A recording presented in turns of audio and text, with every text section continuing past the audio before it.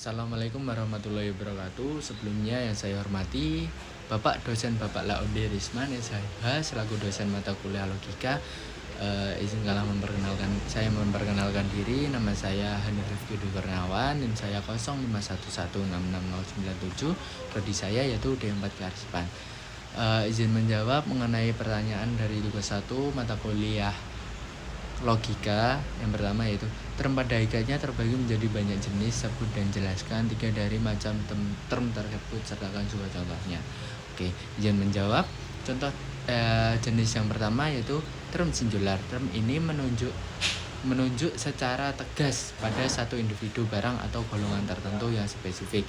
Contohnya yaitu Budi, desa itu, ataupun orang itu. Untuk term yang kedua yaitu term partikular. Term yang menunjukkan hanya sebagian dari keseluruhan kelompok atau himpunan, tidak mencakup semua anggota. Contohnya beberapa pegawai ataupun 4 orang siswa. Untuk term yang ketiga yaitu term kolektif. Term yang mengacu pada suatu himpunan atau kelompok sebagai satu kesatuan.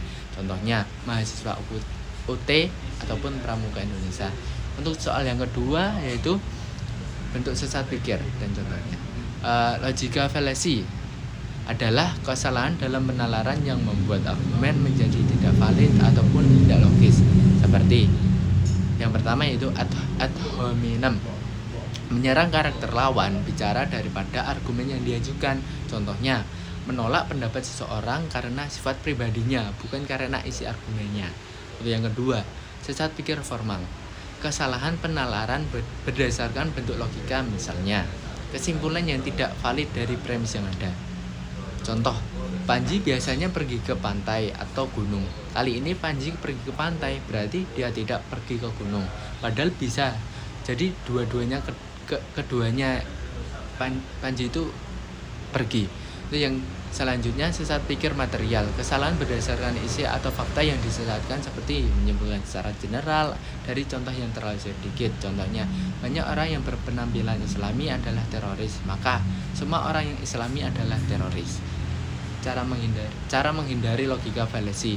Untuk menghindari dari sesat pikir, beberapa cara yang dapat dilakukan yaitu yang pertama, mempelajari berbagai jenis sesat pikir agar dapat mengenalinya. Yang kedua, membuat catatan atau poin-poin sebelum menyampaikan argumen untuk memastikan keruntutan logika. Yang ketiga, melakukan cross-check atau diskusi dengan orang lain untuk menguji kebenaran dan logika argumen. Lalu yang keempat, menggunakan rujukan relevan yang terbukti kebenarannya dalam membuat klaim atau argumen. Itu yang terakhir yaitu bersikap kritis dan tidak langsung menerima kesimpulan tanpa analisis yang mendalam. Dengan memahami jenis term dan mengenali serta menghindari logical fallacy, kita dapat meningkatkan kualitas penalaran dan komunikasi yang lebih logis dan efektif.